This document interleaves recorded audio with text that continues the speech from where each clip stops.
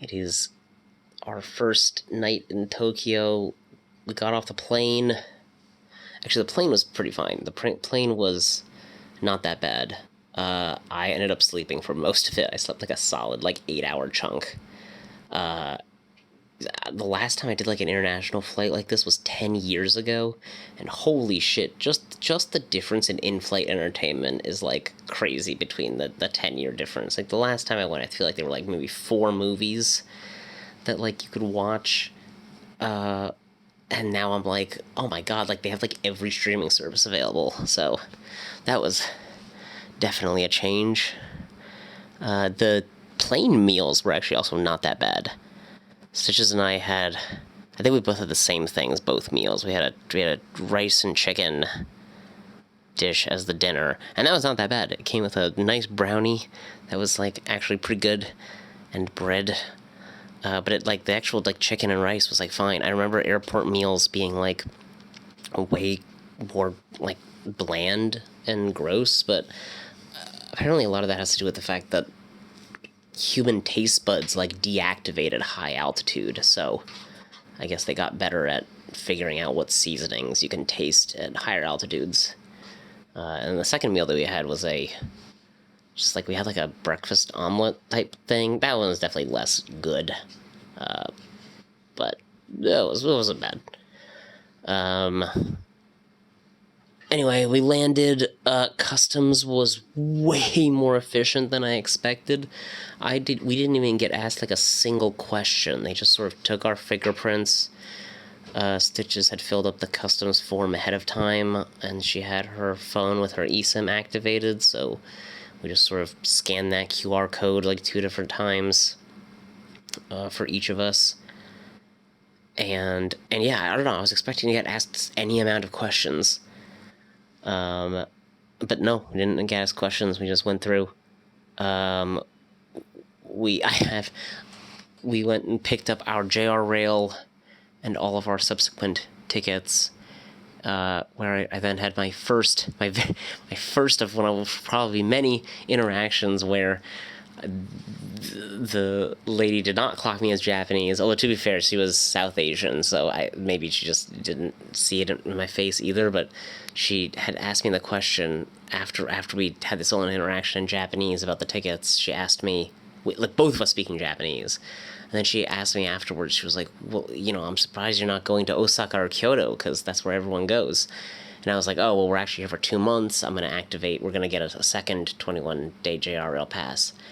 And I was, she looked visibly surprised, and I was like, well, I'm here to visit my grandmother and my aunt, and she goes, oh, you're Japanese, and I was like, well, I'm half Japanese, and she was like, well, I just, based off your name, and I was like, yes, well, my father's British, and I have a very, very white name, so, but that was very funny, and then we actually just had, we just had another interaction like that at the 7-Eleven, where the first half of the interaction, I'm speaking Japanese, and the lady is speaking to me in English, and then finally halfway through she switches to Japanese, and I'm like, I've been speaking Japanese the entire time, but thank you.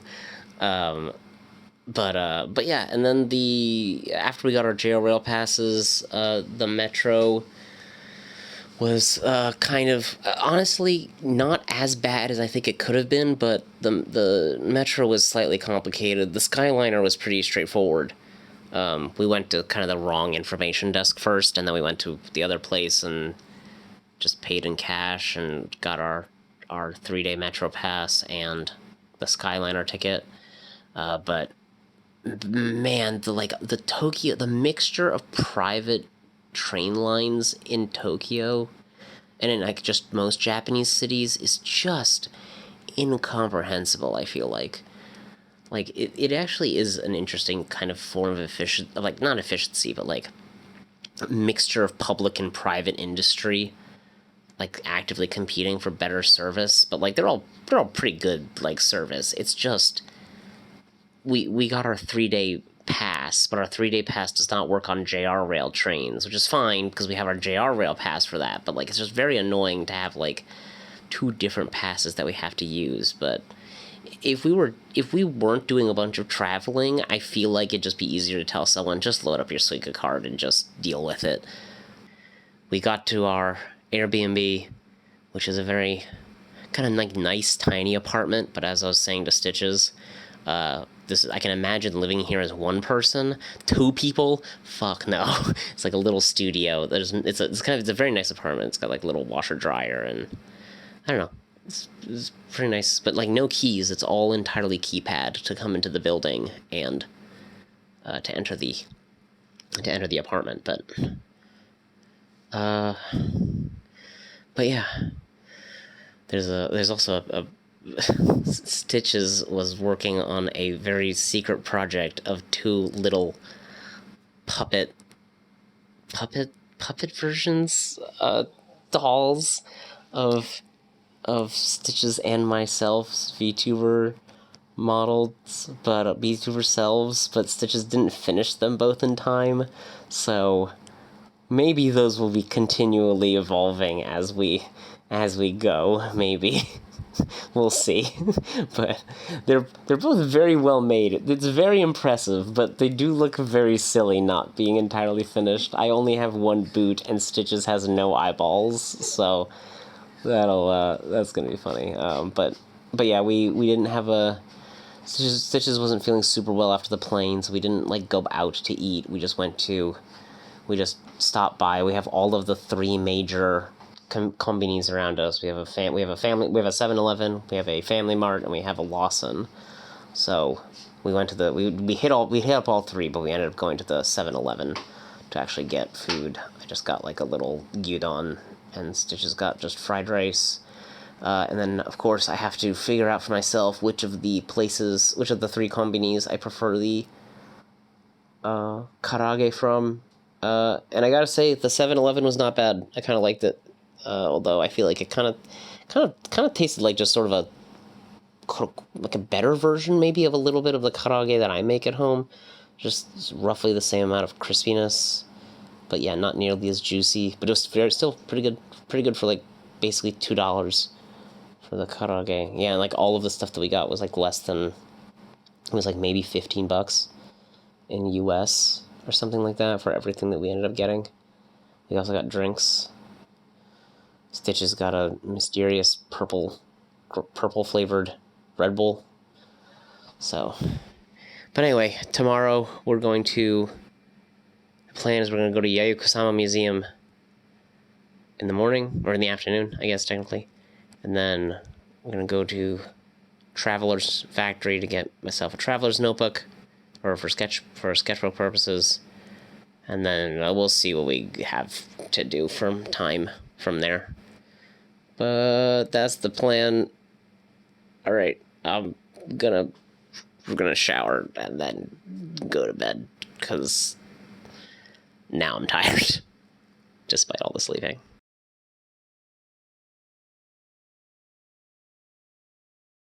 The main thing we're gonna do this morning was we went to the Yayoi Kusama Museum, which we were only allowed to photograph some portions of, so I couldn't photograph all of it. But it was very interesting. If you don't know Yayoi Kusama, I don't know, I guess look her up. She's probably one of the most famous fine artists working right now. Probably the highest earning female artist alive right now. Probably one of. I don't think she is probably the most, but probably one of. But it was a very interesting exhibit. It kind of chronologically went through her whole life. So it sort of started the narrative in like the sort of 40s and 50s with a lot of sort of abstract paintings that she did, and then sort of evolving that up to her sort of now famous sort of polka dot like installation pieces. But a lot of her early work I was really into. There were 3 pieces. One that was one of her untitled pieces that had like sort of gray shapes and shadowy edges, was sort of very edgy, and I liked it. The other ones were called An Accumulation of Corpses, and that one was just a fascinating looking sort of twisting sort of black and brown sort of spires. And the other one was called Cathedral Number 2, and it was like this sort of red arch made out of sort of red and sort of purple and maroon, like pointillism. was really great. On the higher floors, there were some sort of installation pieces that you could sit on, these big sort of dotted cushions, along with a collection of sort of pieces from sort of late to mid career for Yayoi Kusama. But then there was these sort of large floor-to-ceiling canvases with little pink dots painted all over them. The title was Pink Dots, Let Me Rest in a Tomb of Stars. And that was just fucking, that name goes hard.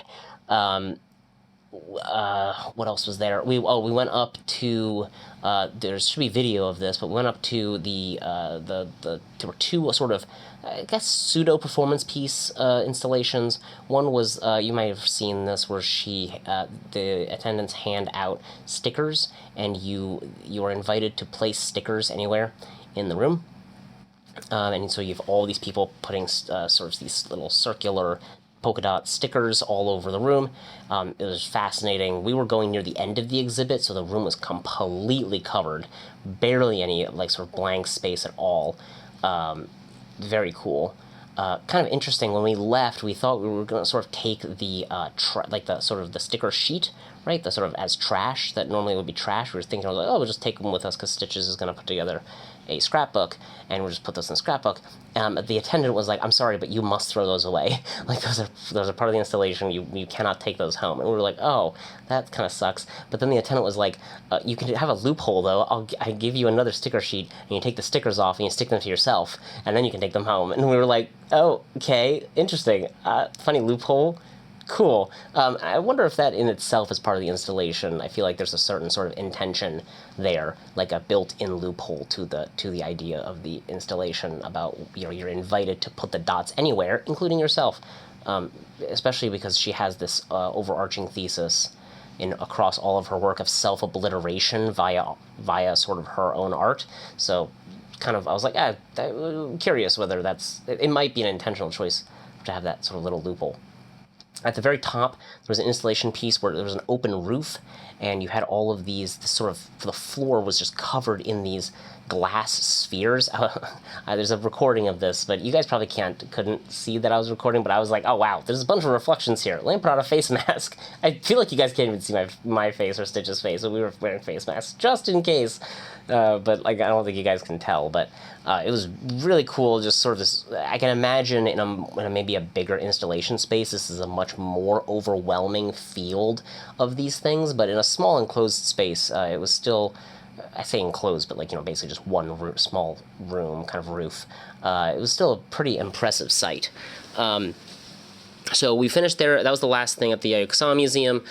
Stitches picked up some postcards for herself from the gift shop for the aforementioned scrapbook. And then we were headed to a further station because our intention was we were going to go to Traveler's Factory next. But on the way, I ended up spotting a gallery cafe, and I was immediately taken by the pieces that I saw in the entryway. There were these, first off, the first thing there was a whole series by this one artist of these black Cupid dolls. Very disturbing, very cool. But just they have these piercings on them and gold and silver embedded on them. Very just, again, macabre and kind of interesting. But actually, speaking of macabre, the real thing that caught me was this large doll, and like these smaller dolls that were like kind of mermaid sort of esque, but again, they had this very macabre appearance, and I was immediately like, I gotta go in and see what this is about. So we went in, and I feel like they were a little surprised. The lady there was a little surprised to have us. I don't think they get many foreigners, but we went in. They didn't have an English menu, and I was like, oh, this is okay. But like, I feel like she was glad to speak Japanese to me. Although her English was quite good. Her English was not bad, but definitely she was more comfortable speaking Japanese. But definitely she was able to sort of code switch with me throughout the conversation. But it was a very interesting space. After we were done eating, sort of, I went around taking pictures, and she and I got to chatting a little bit, and I got to explain that I was an art teacher, and she was very interested to hear about that. I unfortunately I wasn't sure what to share about my work. I'm kind of kicking myself. I had this whole thing about like, oh, should I bring like, business cards, because business card culture is very big in Japan. You give people business cards with your socials and stuff on them. I didn't bring any because I was like, when am I going to get into a conversation about art? Second day here, we're getting into a bunch of conversations about art, and I'm like kicking myself for not bringing anything to represent myself, because not only was I sort of picking up all of the little not postcards, I guess is not really a thing, but like little promotional cards for the different artists and things like that, and the different artists, cards. But two of the artists were actually there. I think there was a third artist there who I think was the artist for the Cupid dolls, but he was kind of in like his own group, so I didn't get to speak to him. But there were two other artists there that I actually got to speak to, and the owner, the lady who runs the place, the proprietor, she was explaining to me that her focus in the gallery is to showcase basically like newer and upcoming artists and international artists. So they've done a show with a Chinese, or they're doing a show with a Chinese, I guess, installation artist. So we might come back here during our last 2 weeks in Tokyo to check that out. But they also have like they did a piece with a photographer in Paris, but they also do like local artists. And the two artists that I spoke to, one was an older guy who had only been drawing for 6 months, but he had very nice like graphite photorealistic pieces. I didn't get to take a picture of those. So you might have to go to his socials for that.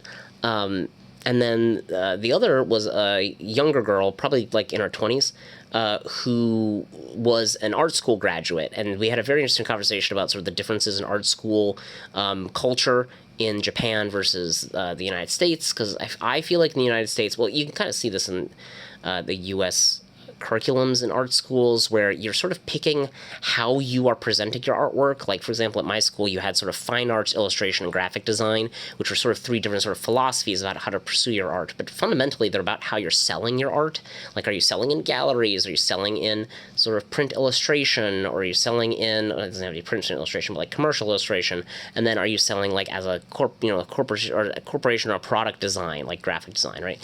Meanwhile, in Japanese schools, they focus really hard on media. So like whatever your medium of choice is, that's your program. You don't deviate, which is very interesting, because I feel like in American programs you're encouraged heavily to try different mediums. Meanwhile, in Japanese like programs, it's like you pick your medium and you go in. But she had very, very cool pieces, very sort of storybook pieces of these sort of little fairies in natural environments, like sort of zoomed in, like kind of very like Secret World of Arrietty kind of thing, like big zoomed in plant life. And she was talking to me about how sort of she loves sort of this children's book, sort of fairies and things like that, and she loves botanical paintings, so she does all those in watercolor. Beautiful pieces. I was able to take pictures of those. I wasn't able to take pictures of the guy's pieces because there were people eating right in front of his part of the exhibit, or his part of the gallery, because this was a cafe, right? So there were people seated, and I was told I was allowed to take pictures, but not any of the people, and I kind of was like, okay, they're eating in front of that. Hopefully, I'll probably hopefully I'll have their socials maybe in the video, so you guys can see that their two pieces.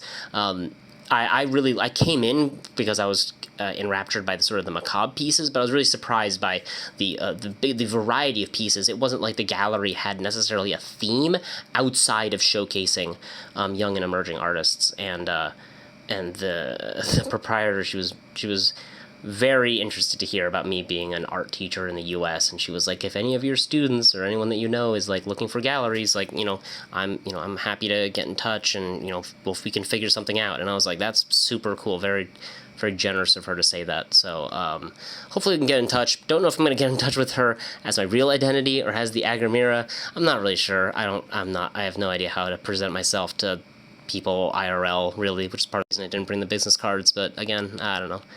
Maybe I'll figure something out about that.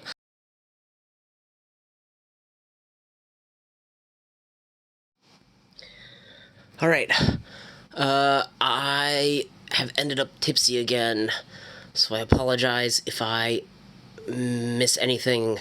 I promise this will not be a regular thing. We just went to a very, very nice izakaya, and I will get to that at the very end. Today was kind of a roller coaster of a day emotionally. just based off of the things that we did. So we ended up going to our sort of backup plan / where we were going to go anyway, which was a little sort of breakfast restaurant named Yellow. This was very high on my priority list for places to go eat during the first part of our stay because I'd seen stuff about it and it was very cool. And they're very famous for their drinkable French toast. So we went there very early, because we had gone for Tadaka's review. We ended up getting there before they opened and then getting in, we were at the very front of the line when we got to go in. They had a very great atmosphere. Our waitress was this very nice girl named Pon. I could not have, drawn or written a more, Japanese, bubbly, waitress lady if I tried.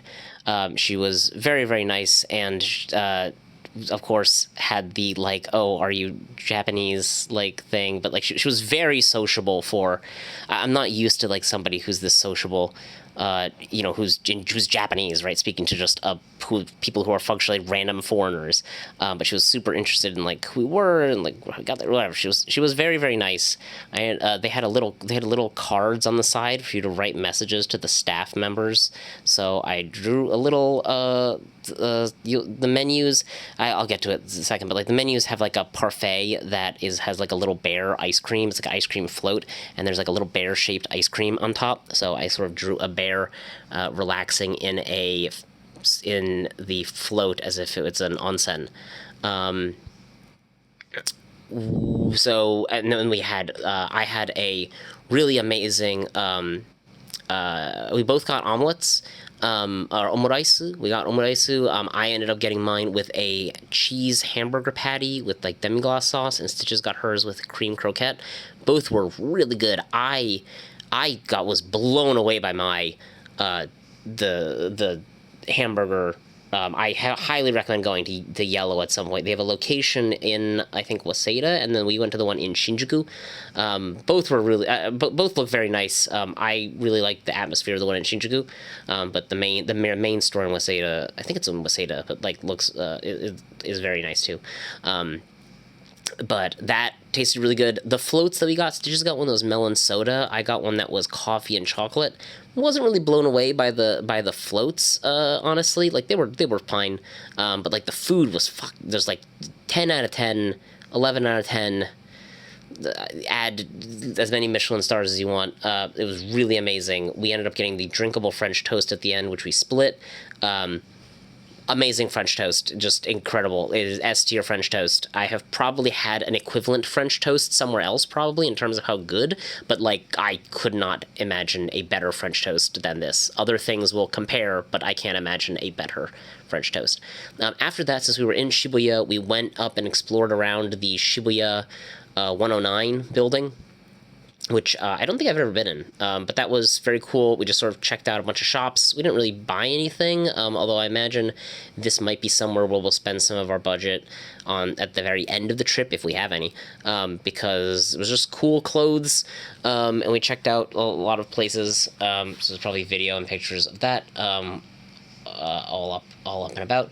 After that, because we were still in Shibuya, we went to the Shibuya Pokemon Center, which I didn't realize also had a bunch of other stuff. There was a Godzilla store, a JoJo store, the Nintendo store, a Capcom store that had Monster Hunter in it, a bunch of Street Fighter stuff.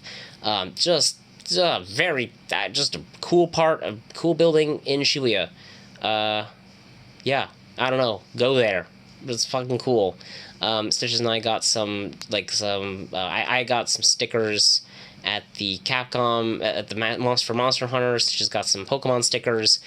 We ended up getting Stitches really likes Ninetales, but we ended up getting two Vulpixes, one that's a Alolan Vulpix and one that's normal Vulpix, and we'll probably stick those on our bags so we have matching Vulpix plushies. After that, we'll head out because we're gonna be tomorrow's gonna be a whole day, but we're not gonna travel a lot around Tokyo tomorrow. We're kind of gonna stay around Tokyo Station because we're gonna leave on the night bus from there. But we ended up deciding to go eat out before we wanted to try and go somewhere local today, So, like, not a chain place, because we've kind of been eating at cheaper sort of chain places. So we went to a izakaya at the end of the day, and it was great. We came in at the very end, so they were basically like, this your meal is gonna be the last order. Like, you can't, there's this, you just got to put in one order of food, and then that's it. We're shutting the grills off and everything. So we were like, okay. So I ended up getting horse mackerel and some small fried, a bunch of fried mini shrimp and and horse mackerel, fried shrimp, rice. Oh yes, and a side of rice, and I got beer, and then I got Stitches. chicken meatball yakitori. Yes, she's got chicken meatball yakitori, and then grilled rice onigiri. Yes, and the tourist favorite, a lemon sour. Yes, she's got a lemon sour. Very good. It actually was really good. I might try and get a lemon sour somewhere else because that was very good. But the thing that made this place very interesting was, it was entirely like horse racing themed. The proprietor is a huge fan of horse racing, and we got to chatting. And there was also a poster of a wrestler. I should have asked him about the wrestler poster. I totally forgot. But we got to chatting because I was like, oh, I have friends. Sorry. Luckily, we could go back if we wanted. We could go back. Yeah, we might go back. We might go back at the end of our trip. But the horse racing. Oh my god, I'm blanking. He traveled a lot for horse racing, and he traveled to Canada. He went to England for the Ascot. He went to France, Spain, Italy, Australia. Some of those were not for horse racing, but for most of those were for horse racing. He's just a big horse racing fan. I was telling him, I was like, my friends are really into Uma Musume, and he was like, oh yeah, Uma Musume, really, basically he was kind of like I was into horse racing before. It was cool, you know what I mean? But because he was talking about like just the trips he did 30 years ago, sort of thing around the world. And it was very interesting, especially because I was like you don't speak. And I was like you only speak Japanese and you're doing this, and he was like, oh, I went on like a tour with all these people, and I was like, wow, this is really impressive. Like, a lot of Japanese people don't leave Japan, so really cool guy. Highly recommend. It was in Waseda. It was an izakaya. I'm blanking on the full name, but there's a red sign. There's gonna be a picture of it. A GeoGuessr person can go have fun figuring that out. But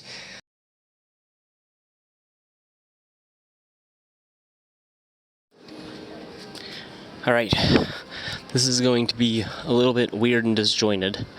I had to walk quite far. We are in Tokyo Station right now, waiting for the night bus to take us to Sendai. So I'm gonna try and go a little quick through all the things that we did. Today was a very busy day, but very good. So first thing we did was we checked out of our Airbnb in the morning. We cleaned up. We did the whole separating the trash, the way you do in Japan with all your burnables and your non-burnables and your plastics and everything. After that, we beelined it to Harajuku because we were on the search for hat and belt. Quest complete. We acquired a hat and a belt. In fact, the belt we actually got because there was a very edgy kind of punk store, very, very tiny store run by this one older man, and it turns out he's not open most days of the week, which is why we didn't see him the day before. So we were like, oh my god, that was great. So I got a belt from him. It was really affordable. It was just 2,000 yen. I was like, because originally it was all part of one set, and he was like, oh, you can get the pants and all the chains and the belt for 9,000 yen. And I was like, can I just get the belt? And he was like, yeah, you could totally just get the belt. And he was like, it's 2,000 yen. I was like, oh, hell yeah. And then we were looking for hats, and we were going to go back to this one place that I had picked out a hat for that we didn't manage to get to because the store had closed. But we ended up finding a different hat at a different store because we just were like, well, we're in Harajuku, let's just check every single store. And yeah, so we got a hat. I also got some stickers at B-Side Label, which is a sticker store place. It's literally just imagine a shop that is floor to ceiling, just stickers of either collaboration designs with popular anime and video games or original designs. And I just got like a bunch of original designs. And yeah, it was great. I'm sticking them all over my water bottle. I'm going to take some home to put on my computer. Shout out to Shiz and some of the other people who've been getting me stickers for my PC, because now I'm going to add more of the Japan stickers to those.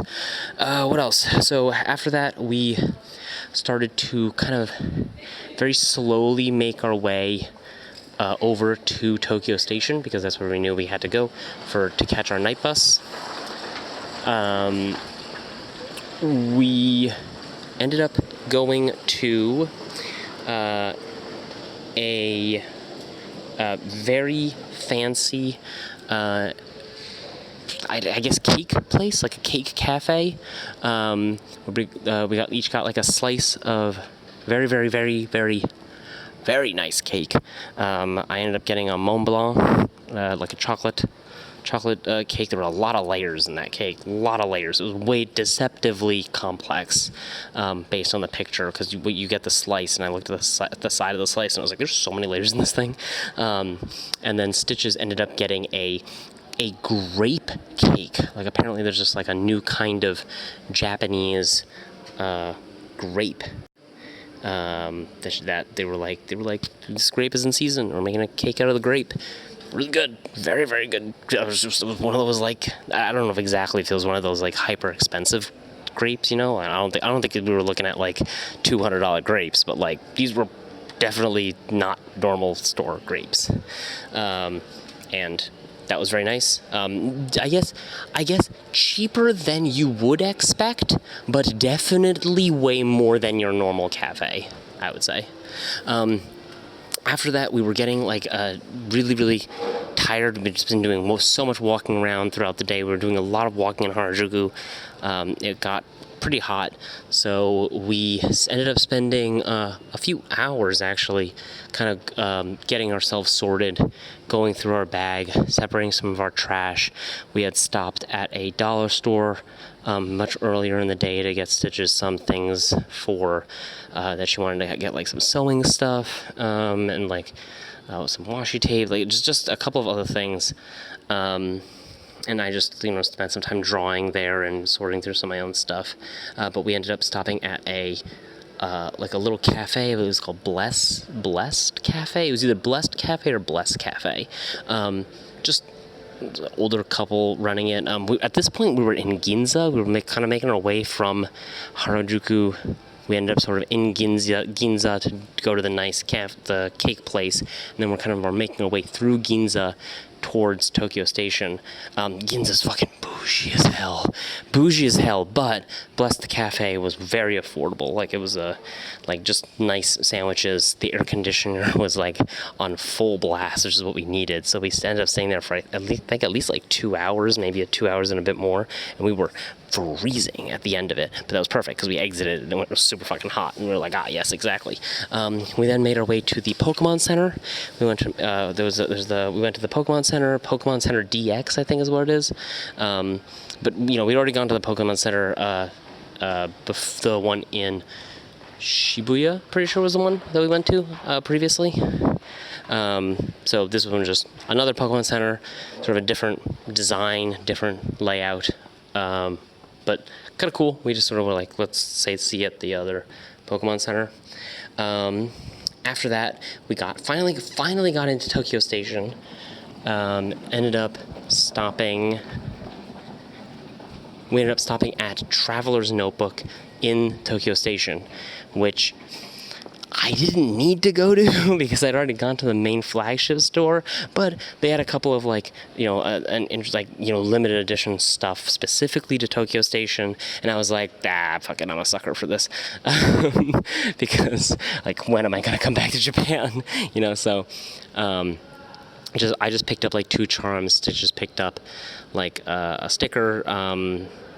I think it was a pair of stickers, and then Stitches got her, like, she's been going around with a stamp book at a lot of the stations we've been stopping at and getting stamps, because that's, you can sort of collect stamps is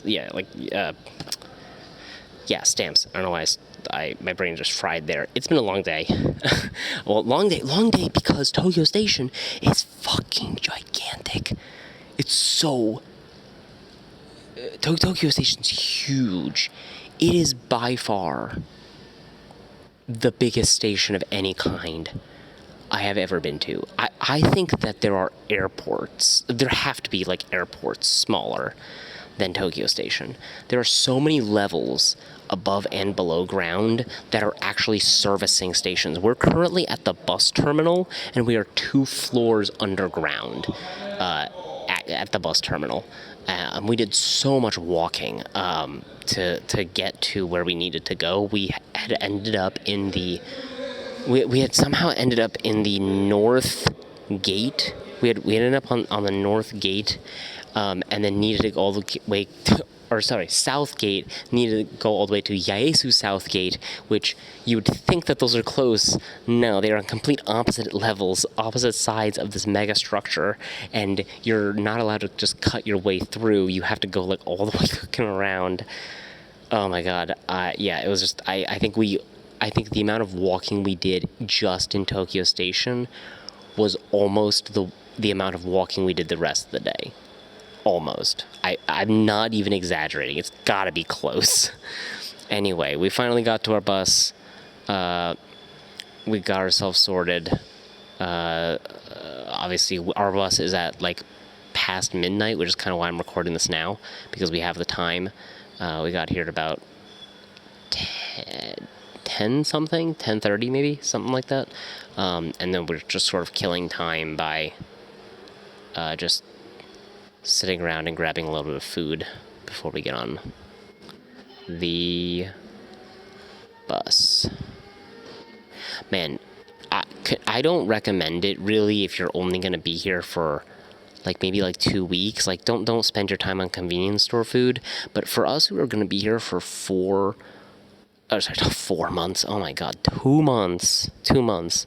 The convenience store stuff is so good for, like, we just need a meal and then go do our thing. Like right now, we just need a little bit of something to eat, and then we're just gonna get on the night bus, And then we're probably gonna get off the night bus, grab one thing, and then go to Cat Island tomorrow. We're going to Cat Island tomorrow. We're also meeting Justin. Justin is someone that I play a lot of StarCraft with, and he's in Japan at the same time with his family, so we're gonna spend the day together, and it's gonna be really cool. Looking forward to that. Hyped to meet him in person and to go to Cat Island together. And then I think our plan is we're going to be staying at a manga cafe in the evening, because it's basically the same price as the hotels. Or it's just cheaper than the hotels. We might still look at the hotels just to see if there's, price drops because they don't have people staying or whatever. But anyway, all right, I'm rambling. I gotta make my way.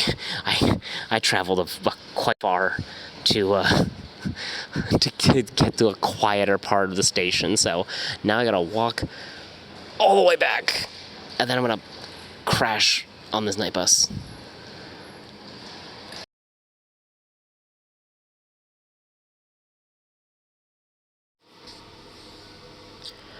Alright, I have to be a little bit quiet while recording, because we are staying the night in a manga cafe. We're at the Kaikatsu Club, very close to Sendai Station. We're actually also very close to where Justin and his parents are staying at their hotel. Justin is a StarCraft friend of mine. We got to meet up IRL for the first time today. He's, very cool. We, well, what did we do today? Today was actually a pretty straightforward day. We met up with Justin, at his, parents, the hotel he and his parents were staying at.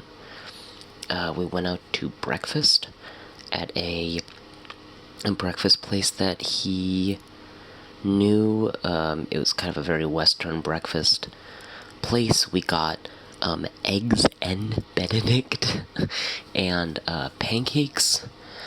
And then after that, we got on the train and headed over to Cat Island, which was awesome. Absolutely love Cat Island. I apologize for the difficulty recounting things because I had a drink. After we went to Cat Island, Justin took us to we spent some time looking around for a nice sushi place because Justin's parents don't like sushi, despite going on a trip to Japan. So we went and looked for a sushi place, and we found a very nice sushi spot. And it was very good. We got like some mixed platters of sushi, and we got tempura multiple times because it was just very, very good. It was a perfect amount of balance of salt and fried, and the pumpkin especially was blown away. Like everybody, it was very good. Fried, eggplant. I'm sure there are pictures. But yeah, the Cat Island was awesome. Justin is a very thoughtful conversationalist, so all the time that we spent on the trains there and back were great. We had a lot of great discussion. The walk around the island, though, was killer. It was a lot to walk around the island. And there were a lot of cats. Although Justin, who had been to the island 10 years ago, had said that there used to be even more cats. And when we were going around the island, at the we ended up coming in at one port and leaving at another. That's how much we had walked around the island. We ended up walking from one port to a different port on the island.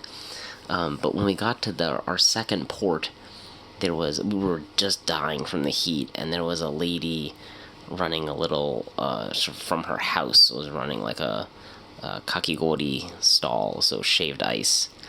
And we got shaved ice, and I was talking to the older lady, and I asked if she was from here, and she was like, oh yeah, she was like, this is where I was born and raised.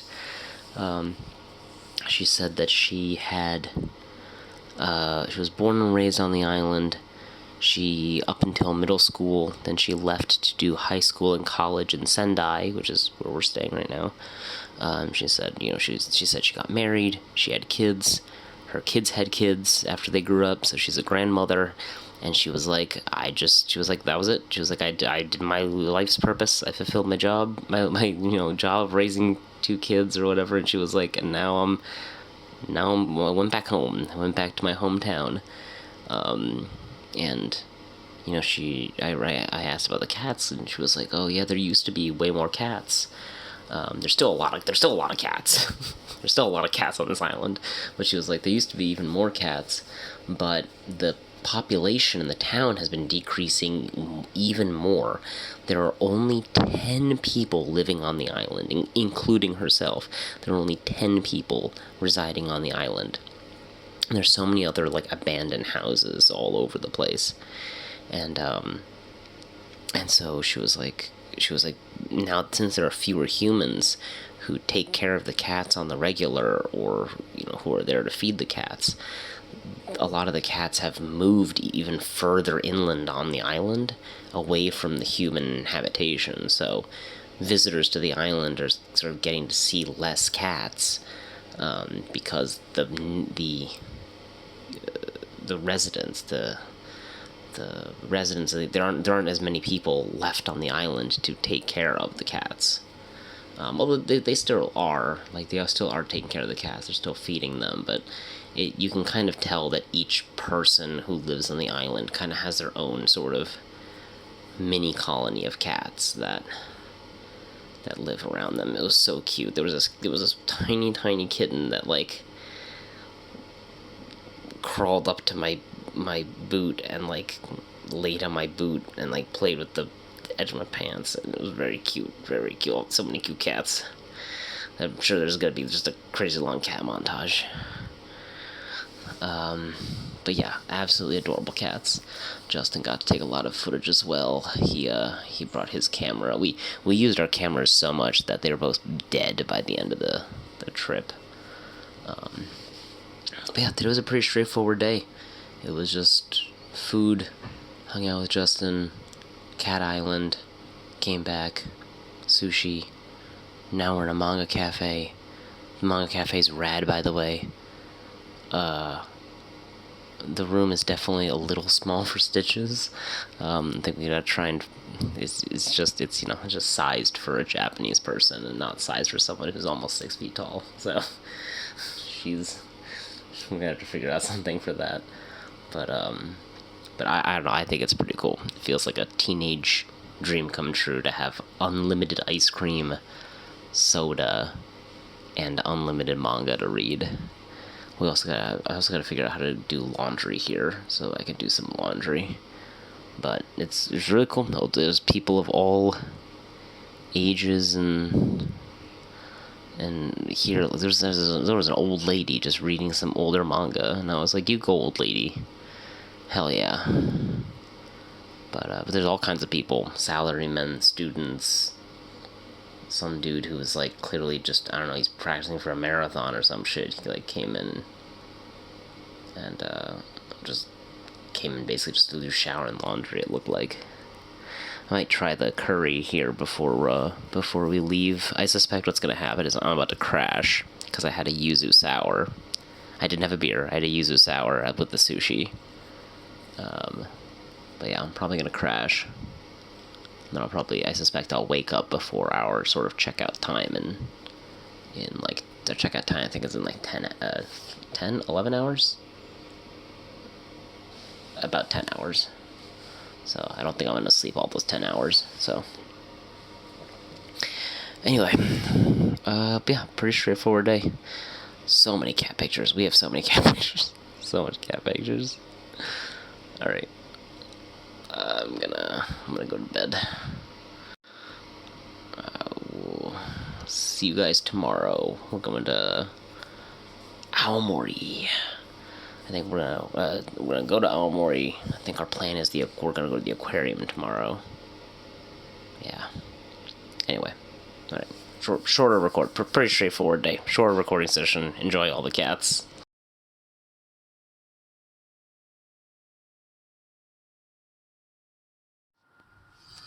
Alright, today might be recorded in chunks and segments because it's not actually the end of the day right now, but we just arrived at the Kaikatsu Club in Aomori.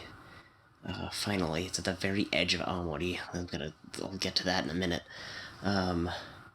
Today was another sort of, we had one big thing to do during the day and it kind of consumed our whole day. We left Sendai. So this morning we left the manga cafe in Sendai, got on the train in Sendai to the bullet train, the Shinkansen, in Sendai to Shin Aomori, and then got on the local train from Shin Aomori to the city of Aomori. We're gonna meet up with Justin tomorrow to go to the Float Museum. But for today, Stitches and I went to the aquarium in the nearby town of Asamushi, where they have an aquarium. So we got on the local train to go to Asamushi, and very tiny town. Like you could literally walk the entire length of the town in like 30 minutes. It's definitely like a seasonal town. I mean, it's definitely not tourist season now, So there were, you could tell that a lot of shops were closed and things like that, and some, I think people were just surprised that we were wandering around. But we saw a temple island, which Stitches wasn't sure we'd be able to get a good view of, but we managed to get some shots of a temple island just off the coast of the town. We got our sort of like, I guess, brunch, technically. We found a very, very tiny, like, hole in the wall restaurant that had great reviews, run by a very old lady, and the food was amazing. Amazing. I had ramen. Stitches had like a karage lunch set. It was so good. If we weren't gonna do so much walking like the rest of the day to the aquarium and back and everything, I would have had like, I don't know, I would have tried half the stuff on that menu. Like, it was literally like paying for home cooking, and yeah, it was great. Also, you could tell she was a cool old lady because she had a whole shelf full of Shonen Jump, and not just Shonen Jump. It was like recent Shonen Jump. Like, it was like the previous like 8 or 9 months of Shonen Jump, and I was like, damn, that's crazy. I just asked her. I was like, these are all new, and she was like, yep. And I was like, are these? Can I just read these? And she was like, yeah. And I was like, wow, you're a cool lady. But yeah, the food was incredible. It was so good. Then we walked to the aquarium, which, again, the town's very small, so it was a very quick walk. The aquarium showcased largely local sea life. So it was a lot of Japanese sharks, which is what Stitches was really excited about. They had a whole bit on amphibians. They had sea turtles and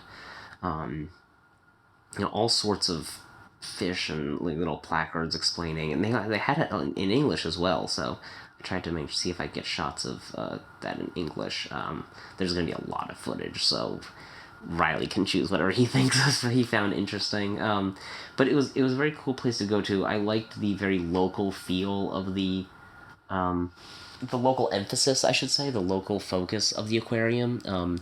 For example, all of the seals that they have are all rescue seals from local fishermen that accidentally trawl up seals in their nets. They get sent over to the aquarium to get taken care of. I don't know if they get released or not. I'm not really sure about that one, but I think all except one kind of seal they keep at the aquarium for rescues, but like they keep track. They like show you like how many of each kind of seal they've rescued in total. And I think the reason they can't keep the other ones, like, they don't handle captivity well or something like that, or like they can't be kept in captivity. But Stitches did remark that like this aquarium does seem kind of small. Like, I don't know when it was built, but definitely like it could be expanded more, or in fact a lot more, to like give some of these animals more room. I think depending on the animal, depending on the creature, like jellyfish probably don't give a single fuck. Do you know what I mean? But like the sea turtle like section especially was like kind of sad that they were in such a small area. Hopefully that is not a permanent thing for them, but I'm not sure. But it's a little. I probably have a lot more to talk about it maybe on stream overall, but there's visiting. This is what I wanted to do, was visit a lot of small towns in Japan that are kind of out of the way of major tourist, like at least major tourist cities, because I feel like there's a common thread in a lot of these towns where there's maybe like only one reason that people go there, maybe two reasons that people go there, and otherwise the town is dying, right? Like, as soon as, if something were to happen to that aquarium, the town would start to like hemorrhage people, I think, because we went there and there was like a a school tour or something like that, and you had parents bringing their kids, you had like some older couples. Like you had people coming on. There were definitely like other couples there on dates or things like that. But it's like it was like the only thing really to do in town other than like go to an onsen, which is like it's not really onsen season, I don't think, because I didn't really see any of the onsens open. Anyway, we spent time in the aquarium. Spent a fair bit of time at the aquarium. We took the local train back from Asamushi to Aomori, and then from Aomori, we did like an hour-long walk to get to the Kaikatsu Manga Cafe that we're at right now. It it was definitely an intense walk, but I really enjoyed like getting to see Aomori because it's not a major city. Like it is a city for sure. It's not like a small town like Asamushi, but it's definitely like not a very big city, and I don't know. It was definitely interesting. We saw a local shrine. Before that, we went to a park because we were like, "Oh, look, it's a park. Let's go take a walk through the park." And Stitches got like destroyed by mosquitoes. Not like completely, but like in the very brief, like 5 minute walk through the park, Stitches got like stung like I think 6 to 8 times. So we went from there to the shrine, the Inari shrine, and there was a shrine. I think there was a temple dedicated to the founder of the city, and then there was an Inari shrine, which was very interesting. There was also like a shrine vending machine. I'll have to get into that at some point later. That was something else. But then we continued our walk. We got to the area where the Kaikatsu Club is. It's this is definitely like the edge of the city. I don't know how to describe it, but like I feel like this is like in an American city or town where, you know, you have like motels and things like that, and drive-in like I don't know like franchise restaurants or something like that, and there's like although funnily enough there's a supermarket across from us, and a pharmacy, which is where we got something for Stitches to help with Stitches mosquito bites. But yeah, it's definitely at the edge of town. But this Kaikatsu Club is way bigger than the last one. The room that we have is cheaper than the room that we had in Sendai, and it's double the size. They also have a lot of karaoke rooms here. I'll see if I can get some footage. I don't really want to be like recording people here, so it might just be photos, but it's definitely a way bigger space. But funnily enough, this is where things are. This is gonna sound crazy. So they serve unlimited drinks here and unlimited ice cream as part of your stay, which is great. Stay, I guess, like duration that you're here. This is not a hotel, but you can also order food. The problem is if when you order food, you're not allowed to eat in your, especially if you have a room with a locked room, which is where we're staying. You're not allowed to eat in here. You have to go eat in like basically a little cafeteria area. And so we were thinking, we were like, oh, you know what? We're gonna go to the supermarket because when we went to the supermarket to check to get stuff for from pharmacy stuff for Stitches, we we saw that they were put discounting a lot of the lunch sets and stuff because they're made the same day and they want to sell as much as possible to so they don't have to throw it away. And so we were like, oh, that's great. We'll go and get some like boxed lunch sets and things like that. And then I was like, okay, so we gotta go out, we gotta get the boxed lunch sets, and we gotta eat them in the cafeteria area. But I go to the reception because I just want to be like, hey, is it fine if we like leave? Like I was like, okay if we like leave and then come back because I don't know if we have to like stay on the premises or whatever. And he was like, the receptionist was like, oh yeah, that's totally fine. You can go. And then I was asking where the cafeteria was, and then he put two and two together, and he goes, actually, if you go out and get food, you can come back and eat it in your room. And I was like, wait, what? He goes, yeah, if you go out and buy food, you can bring it back and eat it in your room. But if you order food here, you can't eat it in your room. you have to eat at the cafeteria area. And I was like, okay, that feels backwards, but okay. Like, I feel like I'm so used to, like, no outside food and drink as a general rule, right? But here it's like at least for the mama cafe, it's the complete opposite. Like, outside food and drink is fine, but if you buy food and drink, you can't eat it in your room. So, I don't know. Maybe somebody could explain that to me. I don't have an explanation for that one, guys. Anyway, all right. We're gonna spend a fair bit of time in this one. Just because we're at the edge of town, we'll take a bus back tomorrow to Aomori, because there's a local bus, not like a night bus, like a local bus. And we'll meet up with Justin. But I might record again, maybe later tonight. I'm gonna read a lot of manga. My plan today is get food. Oh, we gotta do laundry here, actually, so we're gonna do laundry here as well. Oh, yeah, and I also took a shower, so I am feeling very refreshed after that hour-long walk. I took a shower. I feel great. We're gonna do laundry, get food, eat, pass out. I'm gonna read a ton of manga at some point during that equation. I really want to sit down and, like, read through a lot of the stuff here, because I don't know. I like reading manga, and I haven't done it in many years, because we haven't brought manga really to Montreal or anything like that. Alright, well, maybe I'll record more, maybe I won't. I will check in later.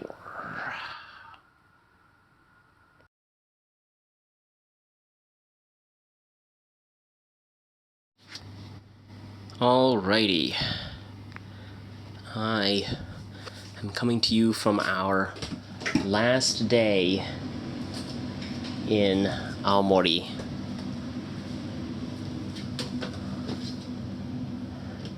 Hi, you can talk, it's fine. Oh, right, I forgot. I don't know.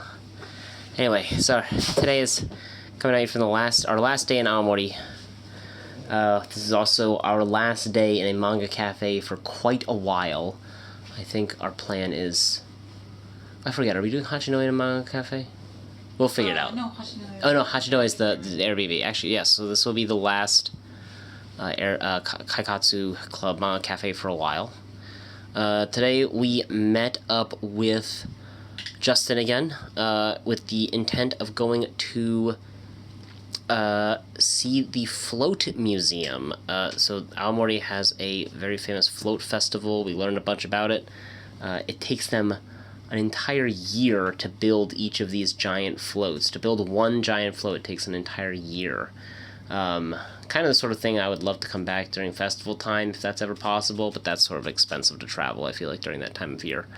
But it was very interesting. There's going to be a lot of great footage from the Float Museum.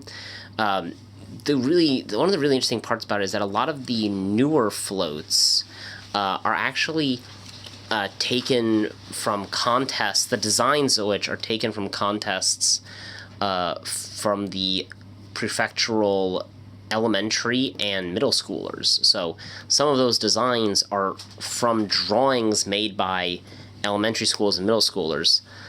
Some very good drawings, which I feel like is probably they're just sort of picking like some of the best ones, right, from all of them, because I was making the joke that, like, I'm surely some elementary schoolers like, I want to see Goku on the float, right? And they're like, well, okay, we got to keep it, like, sort of relatively on theme.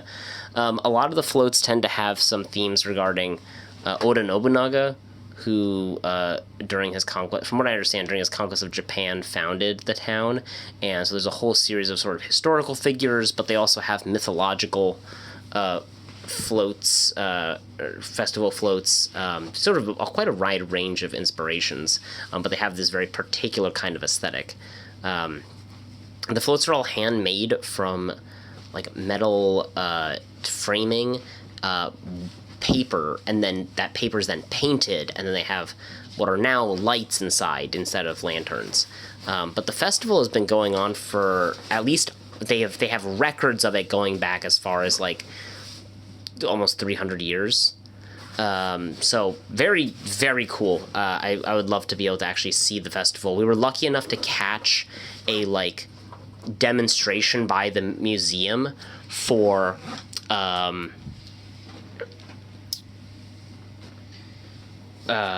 for the drumming and the festival dance and stuff like that. That was a demonstration for elementary schoolers, and it was very cool.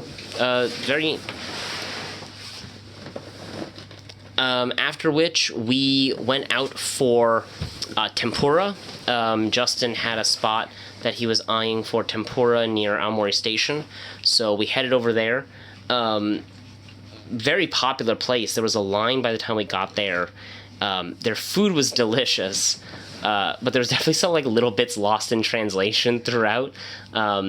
Mostly because I was trying to ask for certain clarifications regarding certain dishes and certain things off the menu, and I was sort of acting as translator in between for Justin and Stitches. But we got there. We got there in the end, and they were very interested to hear sort of us talk about where we were from and a little bit, and they definitely didn't clock that I was Japanese at first. But they were talking about how they have had a lot of tourists lately since over the last year. But yeah, the tempura was absolutely delicious. After that, though, Justin was like, let's go to one of the apple places. So Aomori is very famous for its apples, as we've learned, because, oh boy, everything is a damn apple in Aomori. Like, everything is a themed apple, looks like an apple. There are apple symbols everywhere. Even their eki stamps. Yeah, their train station stamps, their train station crests are all apples. Just everything's an apple. And so we kind of just were like, this is probably, I'm sure they have good apples, right? In the same way that, like, there's Florida oranges or whatever, but they were like, this kind of got to be a gimmick. But we were like, you know what, let's check it out before we leave. And so Justin, so we had there were like 3 to 4 different Apple-related things on the same block. And we were like, let's go to the fanciest one, basically. Let's go to the one that, as Stitches was able to see, had good French. Like, there were things on their menu and their signage that was in French. And Stitches was like, oh, it's actually correct French, because there's just as much broken French in Japan as there is broken English, it turns out. And so we... Coming soon. Japan's most French. Yeah, Japan's most French. But, oh my god, it was so good. It was spectacular. It was amazing. We ended up getting a lot of things. We got... Oh, the highlight was the freshly squeezed apple juice, which tasted like the best apple juice I have ever had. It was just... I don't even know how to describe it. No, like, added sugar, but still incredibly naturally sweet. It was slightly denser, but not as an entire cider. But it didn't feel, like, watered down in any way. It even had this, like, fresh kind of fizz and, like, pulp to it. It was the best apple juice I have ever had. And we got these, like, little apple pies, like these tiny, tiny apple pies that had this custard at the bottom, and then this sort of, like, it was cooked down, like, reduced, but it would kind of end up as this, like, apple jam on top. Crazy good. And then Justin ended up getting an apple cheesecake, and Stitches got what was it again? Oh, I got apple brandy pound cake. Oh, yes, apple brandy pound cake, which was also very good because the apples inside were also very jammy and delicious. Justin also got an entire loaf of raspberry hazelnut. Chestnut raisin. Sorry, chestnut raisin. I'm blanking on things. The raspberry was seasonal and they're out of it. Yes, sorry, we were intending for the raspberry, but they had chestnut raisins. Yes, and that was really good too. That was good. That was good bread. But we ended up staying there and talking for so long that there was another worker at the store who came in who was an American, who was from Puerto Rico, and we ended up chatting with him. He turns out he has like a wife and 2 kids.